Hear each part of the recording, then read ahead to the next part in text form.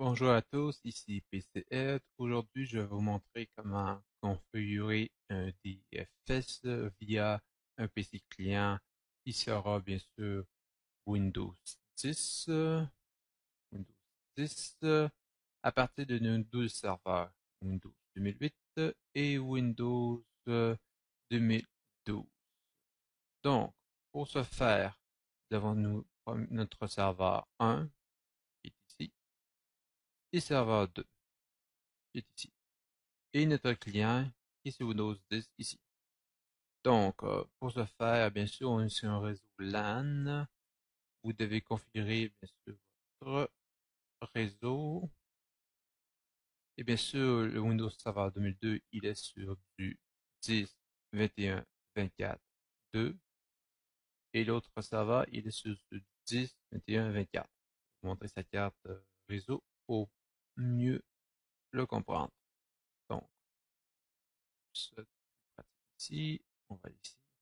Donc, le serveur 2008 est sur du 10, 21, 24. Son sous-réseau est ceci. Il n'utilise pas de passeur par défaut. Il ne passe pas par un switch. Et bien sûr, son DNS préféré, il renvoie sur l'autre serveur. Et sinon, il fait un local host. Comme ça. Pour l'autre serveur, sa carte réseau, elle est celle-ci. Configuration, son statique. Bien sûr, son IP. Et il renvoie son IP de l'autre serveur et son localhost à lui-même. OK.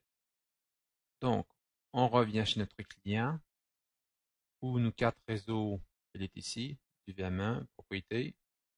On a ici, et un message je lui donne du 103, et ses DNS préfets et auxiliaires, un envoie sur les deux serveurs, 10, 21, 24, 2, et 10, 21, 24, 1. Une fois que c'est fait, on s'assure que les pings fonctionnent. Donc, on vient ici, on met ça un peu plus grand, ici, bien voir, propriété, on met ça sur 20. Donc, ping-moi le 10.21.4.1.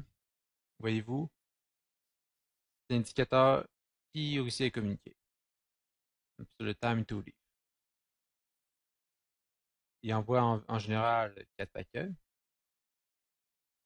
Des fois, il peut prendre un peu plus de temps, tout dépendant de l'achalandage. Et on va essayer d'envoyer sur l'autre paquet. 10.21.4.2. Et là, il communique avec l'autre serveur. Voyez-vous, il communique un peu plus rapidement avec le serveur sur 2 que sur le 1. La raison, bon, il y en aura plusieurs là. On va voir si c'est un petit bug de Windows 10, 21, 21, 24. Voyez-vous, il répond. C'est juste un petit bug avec la commande invite. C'est pas grave. On peut la fermer. Ça aussi, on peut fermer. Voyez-vous, c'est juste le CMD qui bug. Donc, pour revenir à nos moutons, on fait Windows E pour Windows Explorateur. Le raccourci clavier, c'est le logo Windows plus le E. Vous allez dans PC, clic droite, propriété, paramètres système avancé, nom de l'ordinateur, modifier. Vous allez dans le domaine. Mais sur mon domaine, c'est le domaine ici, ici. Il s'appelle DT3ADARL C'est mon domaine que j'ai créé pour l'exemple ici. Donc on répète DT3ADARL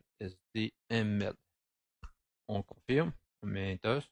Mais ce, pour configurer votre DFS, vous devez vous loguer obligatoirement en tant qu'admin. Sinon, ça ne marchera pas. Donc, on est dans notre domaine, administrateur et le password, et on confirme. On attend un petit peu, et bien sûr, pendant l'attente, je vais vous expliquer qu'est-ce que ça permet un DFS. Le DFS permet de faire la redondance de fichiers et aussi supporter les tolérances aux pannes. C'est-à-dire si un serveur tombe, le serveur second prendra la relève. Ce sera pas trop long, il va faire le processus.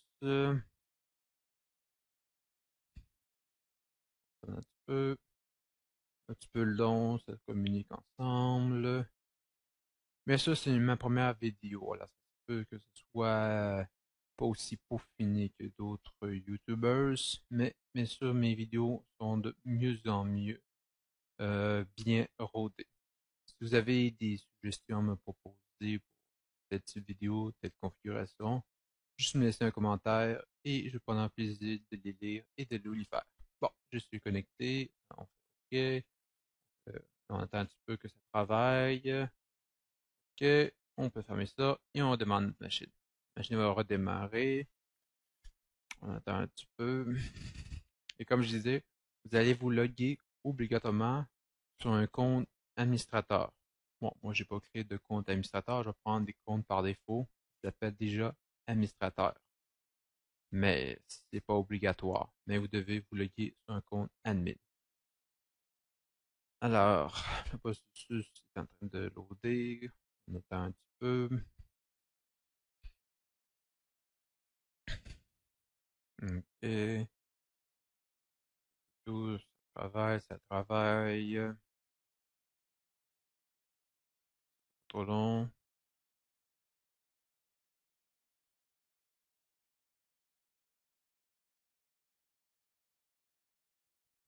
Bon, on est dedans. On peut ouvrir ça. Non, vous devez utiliser autre utilisateur. Là, vous voyez où j'ai le domaine DT3ADARL SDML. Il faut que je me log comme administrateur. Donc, administrateur. Voyez-vous, en mettant administrateur, l'ordi pense que je suis administrateur de cet ordinateur-là. C'est une erreur. Alors, on vient ici, au début, on met un backslash, on recule, et on remet le domaine. DT3ADARL SDML. Une fois qu'on est sur le bon domaine qu'on veut, on fait tab et on met on met le mot de passe. Et on se connecte. Et on se connecte en tant qu'administrateur du domaine.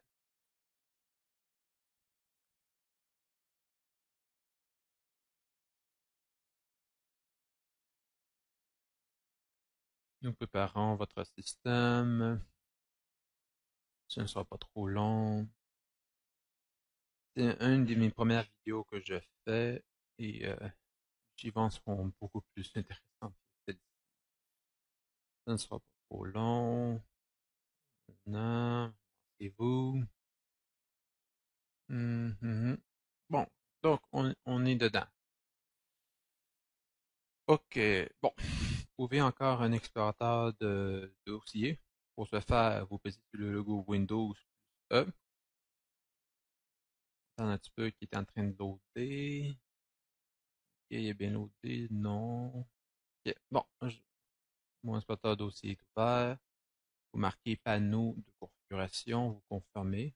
Vous faites CTRL F pour entrer dans le moteur de recherche et vous marquez outils d'administration. Bien sûr, moi, au préalable, j'ai déjà installé AirSat. Alors, j'ai déjà tous mes outils. Dans une autre vidéo, je vais vous montrer comment accéder à ces outils-là.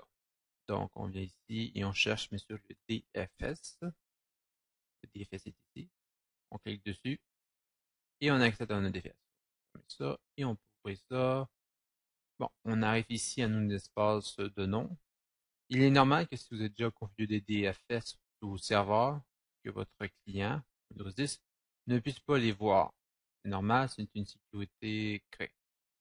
Donc, on fait un clic droit sur Namespace et on fait Ajouter un namespace. Okay. Là, on doit pointer sur nos serveurs. Si on ne connaît pas par cœur, on peut aller y naviguer, avancer, rechercher, et là, on a nos serveurs. Vous pouvez prendre n'importe quel serveur, mais pas Windows 10, parce que c'est un PC et non un serveur, et ça va vous faire un message d'erreur si vous prenez un client et non un serveur. Moi, je vais le pointer sur Windows pour l'exemple. Je fais OK, Next, et là, il va travailler,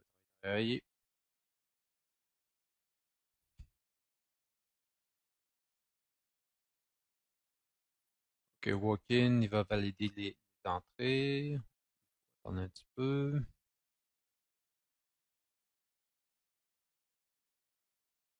OK. Bon, là, on va créer un dossier, n'importe quel nom. On va l'appeler ouais, DFS via Windows 10. Bon, Pas très original comme nom, mais c'est pas grave. C'est pour expliquer. On va aller dans Editer Settings. Les administrateurs ont un accès total et les autres ont un accès en lecture et écriture. Comme ça, on fait OK. Et bien sûr, notre DFS, on va le mettre sur le E. Le C, en général, c'est l'OS et nous, on met sur le E. On fait OK. Et on va créer le dossier, bien sûr, DFS slash via slash Windows 10. OK. En général, on fait juste répéter le même nom qu'ici. On confirme avec OK. Et on fait play.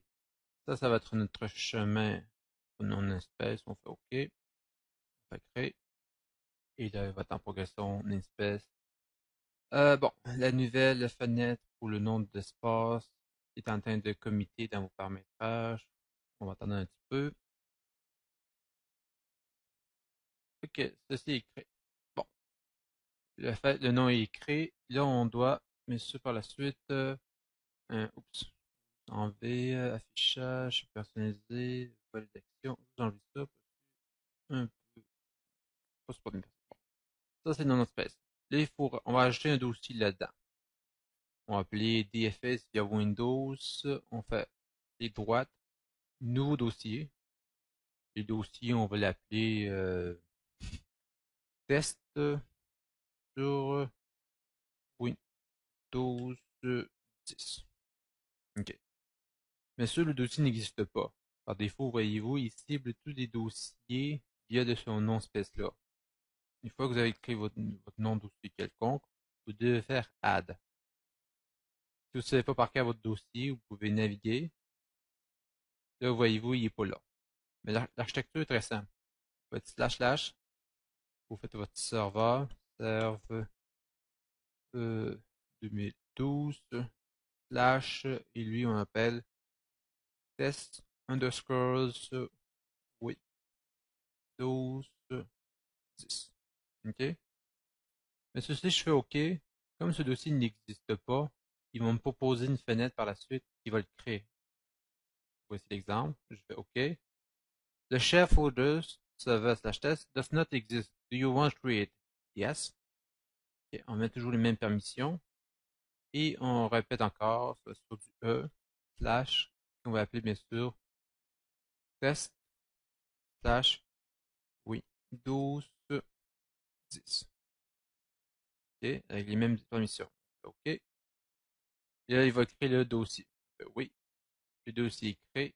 Et on prend lui. Le dossier est créé. On sait qu'il pointe ici. Une fois qu'on est ici, on pointe sur le serveur 2012. Là, par la suite, on va le pointer sur le serveur, l'autre serveur.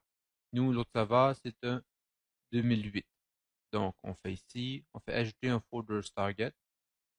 Bon, si on ne connaît pas par cœur notre serveur, on peut aller ici, on peut aller Browse, Advanced, rechercher.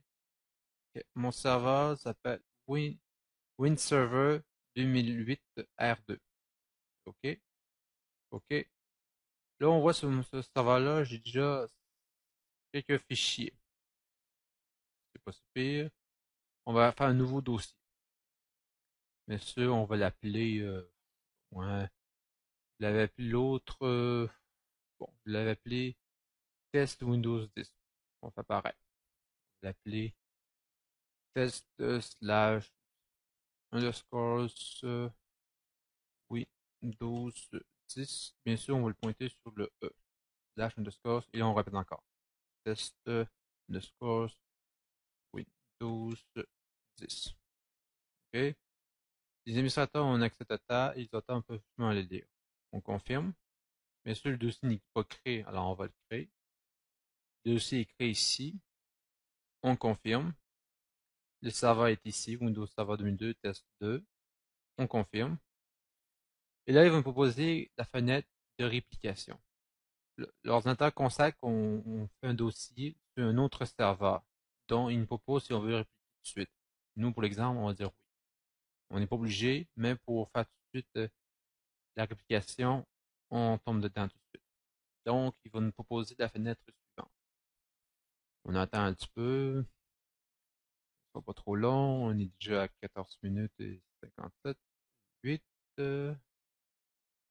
Vous pouvez bien sûr accélérer les vidéos pour voir seulement les parties que vous voulez, que ce soit acheter un nom de serveur, la partie application et la partie acheter un second nom de serveur afin de tester les tolérances ou pannes, ou en anglais les fault tolerance.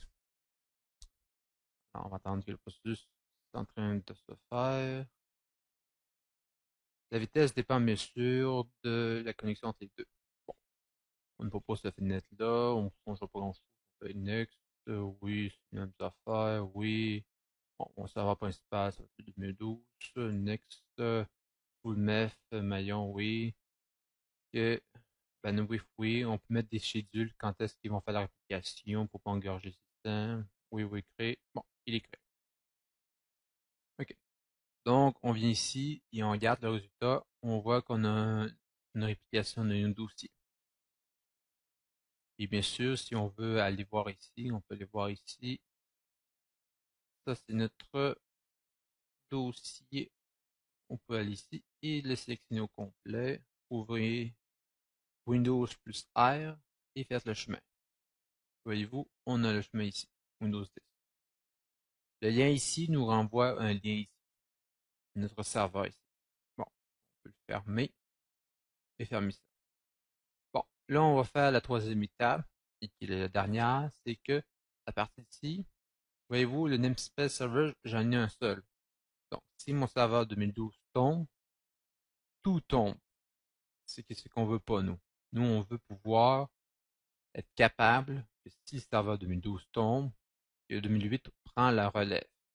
Donc, pour ce faire, on vient ici, on fait un clic droit et on va ajouter un hat namespace server, c'est-à-dire ajouter un serveur, un nom de serveur.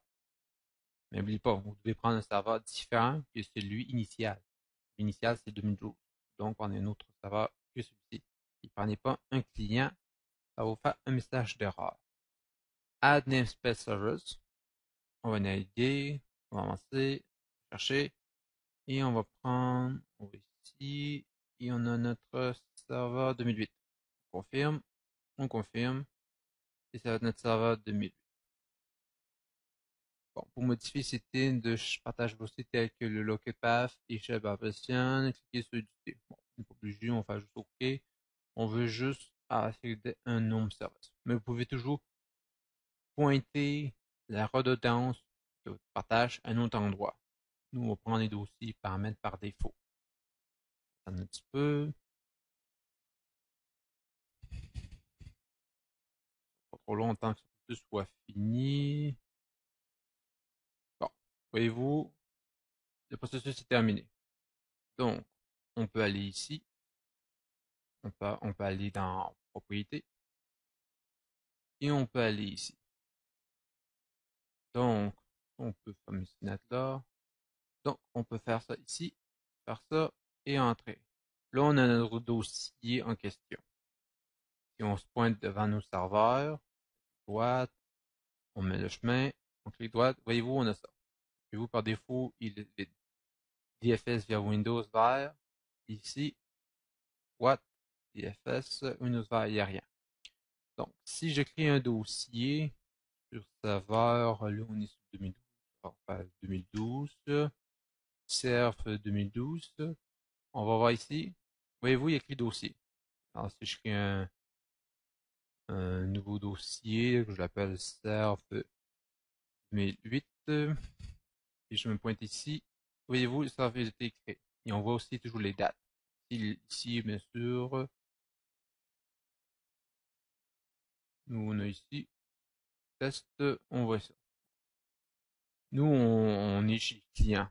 On le voit chez serveur ici. Là, on va tester de tolérance en panne. OK? Bien sûr, si vous voulez pas toujours répéter le path, vous pouvez toujours aller ici, connecter un lecteur et vous mettre ici, Windows Test Server. OK? Vous pouvez toujours le tester, nouveau dossier, test 101. OK? Ici, test 101. Oups, oups. Ouais. Les dossiers ont été délités par mégarde, je sais pas. pas grave. Je vais peut-être supprimer serve 2012. Peut-être peser sur un raccourci. Euh, serve. Je mets quelques dossiers pour montrer un petit peu à quoi ça pourrait ressembler. Je mettrai, je sais pas moi, un document texte. Et voyez-vous, il fait. Ici, je vais le racheter le chemin. Windows Server 2010. Et ici, je vais juste le drag and drop après ici. Faut pas le répéter sans cesse. Même chose ici, je vais faire pointer lecteur. Ici, ici, ici. Et je le pointe à peu près ici. Ok? Pour notre exemple. Donc, ferme ça, ici, ici. Bon. Ah, je vois mon clavier avait un petit bug. Ok. Voyez-vous, on a tous nos fichiers. Bon. Là, on va tester la tolérance aux pannes. C'est-à-dire que si un de ces deux serveurs tombe, peu importe lequel, je puisse toujours accéder à mes dossiers. C'est-à-dire que moi, c'est sûr que si moi j'ai plus d'internet, je peux plus accéder à mes dossiers. Pour moi, c'est impératif parce que j'ai pas une duplication de ces dossiers-là chez moi. Mais ces serveurs, oui. Donc, par exemple, le serveur, lui, il tombe en panne. Alors pour ça, comme en panne, on va stimuler ça, on va déconnecter l'Internet. Donc, si on vient ici, là, c'est sûr que ça va ici un peu avoir la ralentir un petit peu parce que la vitesse du DFS dépend de votre carte réseau, sa prise physique, tout ça. Ça peut laguer un petit peu. Il y a aussi du Windows. Du bon service, mais c'est une configuration très minimaliste que j'ai. En plus, le background. Donc, si j'ouvre un explorateur et je vais ici, voyez-vous, j'accède toujours à mon dossier. Ces dossiers-là, en réalité, de façon transparente pour le client, il fait une copie sur lui-même et non chez l'autre parce qu'il n'y a plus accès. Donc, lui aussi, je peux accéder à mon test, mais j'ai plus Internet. Donc, tous les nouveaux dossiers que je vais créer à partir après cette heure-là, ils ne seront pas disponibles sur là. Un test, euh, dossier sans, sans connexion, okay, ou mode en ligne. Okay. J'ai créé un nouveau dossier à 22h32. Je viens ici, voyez-vous le dossier est pas là. J'ai fait 5, 5, lui planté, c'est ça, Windows 10, bon. Bon, Windows, notre client, lui, pas grand chose qu'il peut faire.